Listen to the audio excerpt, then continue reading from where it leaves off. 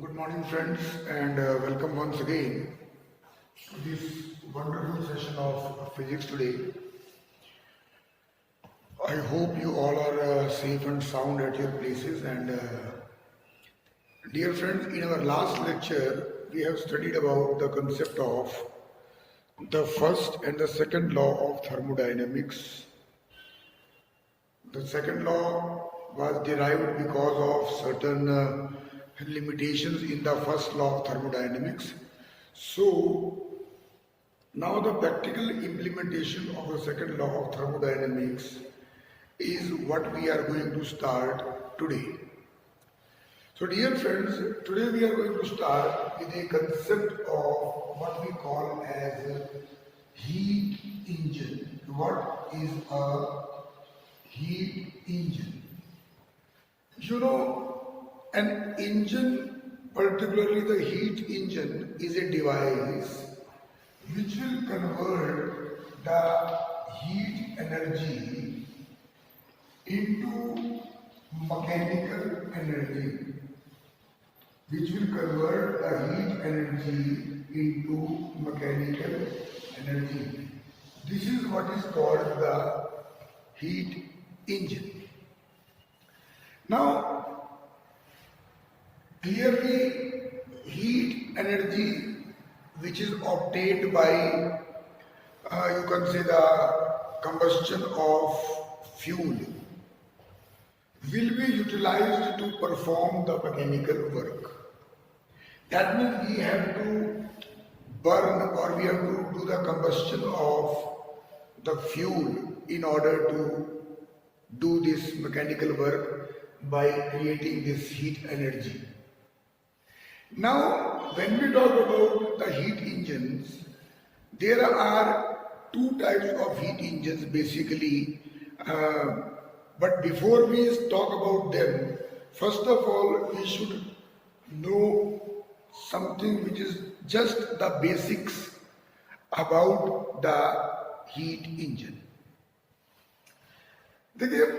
In general, there is basically a cylinder in an engine. In the cylinder, we are keeping a working substance that can be either a gas or the vapors, and in that cylinder there is a piston. In a cylinder there is a piston. So suppose if we talk about this cylinder, and this cylinder is fitted with, we can say, a piston. This is the piston which is there, and with this piston we connect the wheel.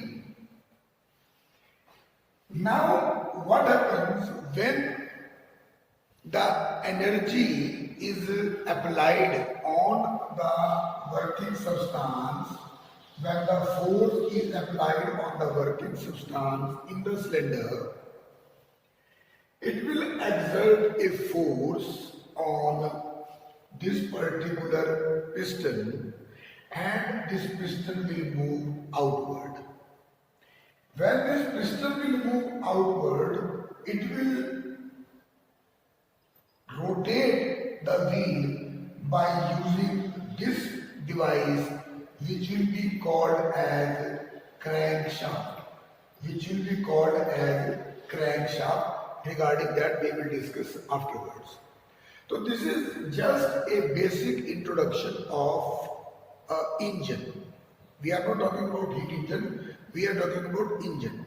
Okay, in an engine there is a piston which is fitted inside a cylinder.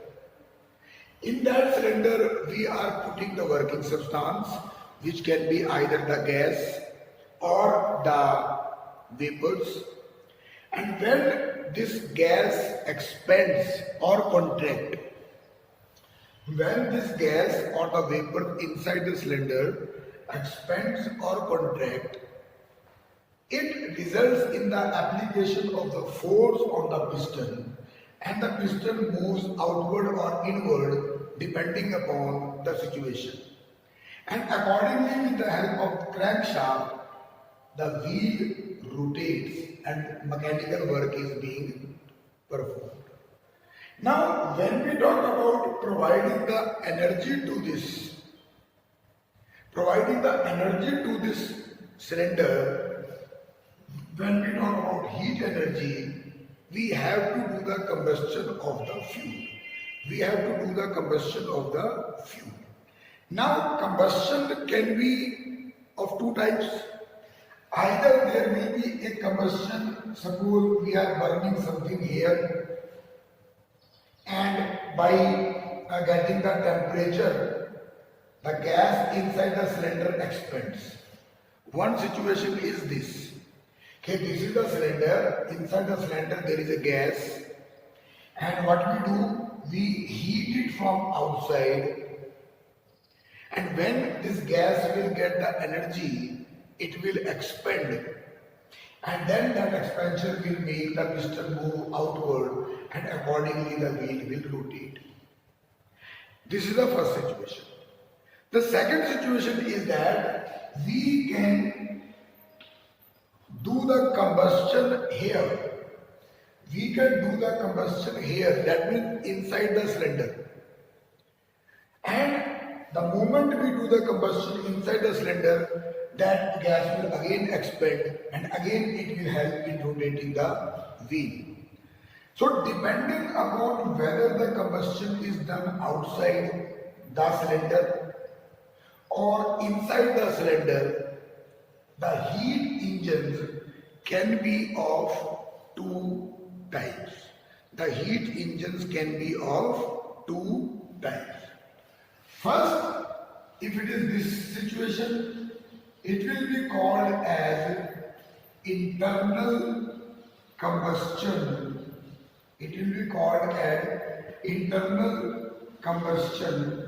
Engine. And if it is the situation, we will call it as external combustion engine. That is called external combustion engine. The engines that we are using in our bikes, in our car, in our scooters, that is internal combustion engine. Whereas the engines that we are using in our railways, in our trains, that is called external combustion engine. I hope the concept of heat engine is clear. Now, our concept, the topic what we are going to discuss, this was a basic introduction about heat engine. Now we are going to talk about a new concept of this particular class, and that is called Carnot's heat engine. But before we go further, we will talk about the various parts of a heat engine.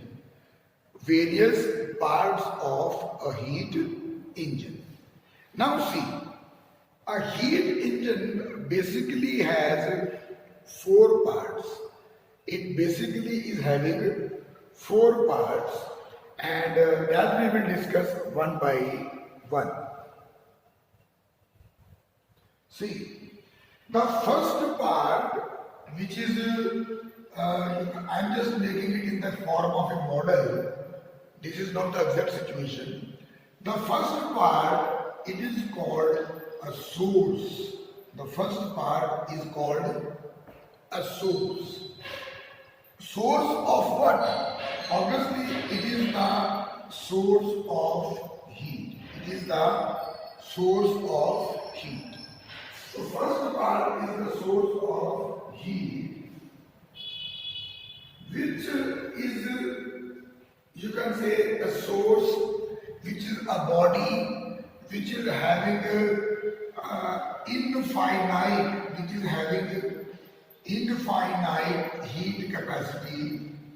infinite heat capacity, and is at a very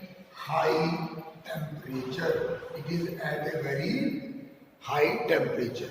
So basically, what is a source? A source is a body of infinite heat capacity, at higher temperature from where as much heat we want we can take. As much heat we want we can take. This is our first part of the heat engine. Now the second part which is here, that is called the sink. That is called the sink of heat. And you know, in our house we are also having the sink where we are putting the wastage. Either the waste, you can say utensils, or whatever waste is there that we are putting in the sink. So sink will be of heat. That means whatever is excess of heat present in the engine, that will be released to the sink. If in general we talk about, see, atmosphere is the sink. अगर हम अपनी बात करें तो we can talk that atmosphere is the sink. How? Because lot of things we are giving to the atmosphere in the form of heat.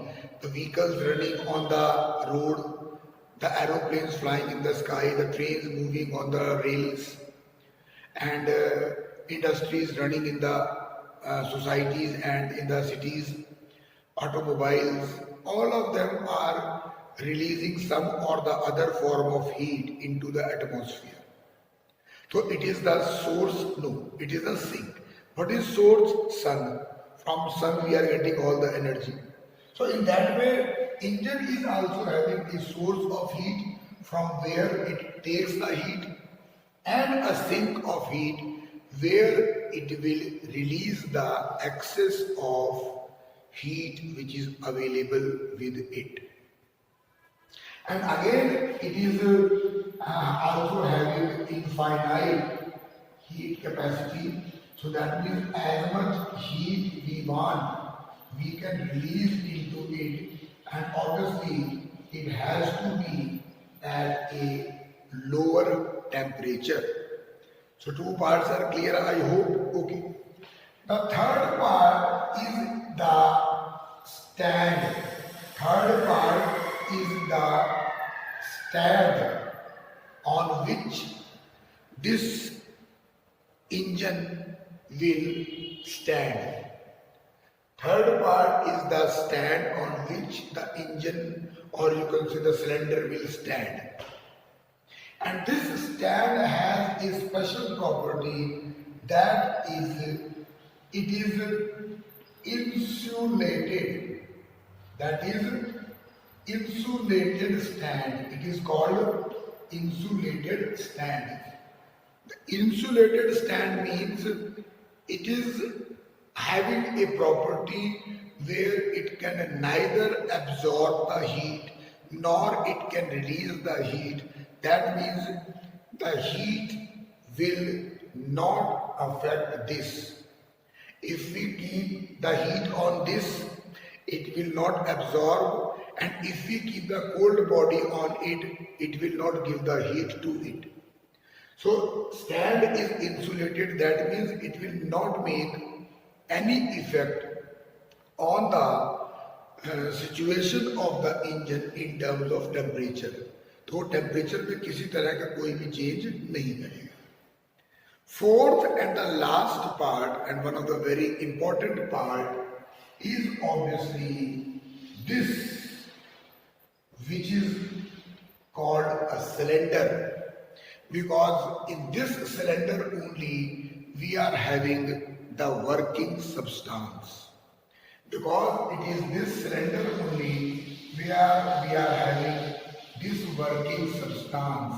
Now cylinder is obviously fitted with what we call as a piston. Cylinder is fitted with a piston, and when the gas or the working substance will expand, when the gas or the working substance will expand, it will make the movement of the piston up and down. Okay? So again, now this is your cylinder and also your working substance. Also your working substance.